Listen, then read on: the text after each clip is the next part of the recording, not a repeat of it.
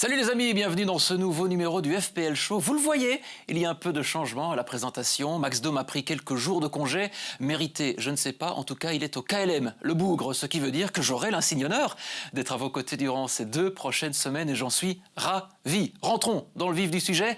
Cela fait maintenant 3 semaines que l'on joue ensemble et cela signifie que les différences au classement commencent à se voir. Il est donc important de garder la tête haute et de réaliser des transferts judicieux. Pas de temps à perdre, place au jeu.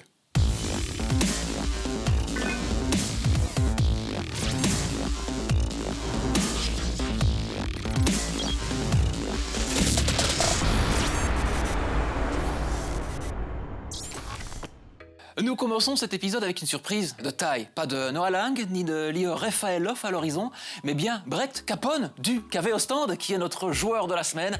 Le défenseur de 33 ans s'est joliment illustré face au Berscott. Et oui, il en a encore sous la pédale. 13 points, c'est pas mal, vous ne trouvez pas, en tout cas pour la petite histoire. Sachez que le brave Brecht a été sélectionné par 0,18% des participants. Un score loin d'être stalinien.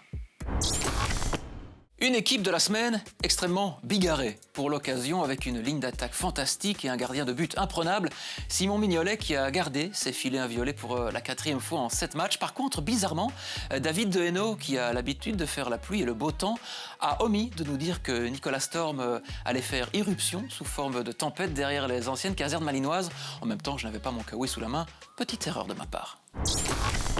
Bruno Fernandes, Mo Salah, Cristiano Ronaldo, certes, c'est là ce classe sur papier et surtout dans la Fantasy Premier League. Et chez nous, on ne va pas se mentir, les grands noms ne font pour l'instant pas vraiment la différence. C'est la raison pour laquelle nous avons fait quelques petites recherches ça et là.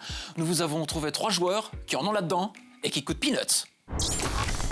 Direction le stade des Éperons d'Or pour aller à la rencontre de Marco Ilić, gardien de but de son état, et forcé de constater que les clean sheets, c'est son dada. 4 en 8 matchs pour un total de 37 points cette saison.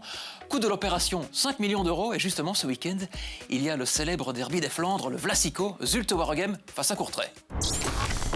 S'offrir un défenseur central est souvent discutable, mais dans ce cas-ci, c'est différent. La preuve, l'Ivoirien Emmanuel Agbadou de peine a le flair pour faire vibrer les ficelles adverses, puisqu'il a déjà marqué 3 buts cette saison, ce qui porte son total à 31 points. Alors, foncez, 5 millions d'euros, c'est donné! Un jeune avec beaucoup de talent pour 5,5 millions d'euros, ça ne se trouve pas sous un sabot d'un cheval. Anas Zaroury en a surpris plus d'un en saisissant immédiatement sa chance à Charleroi. 3 buts en 8 matchs, 27 points au total et une sacrée marge de progression.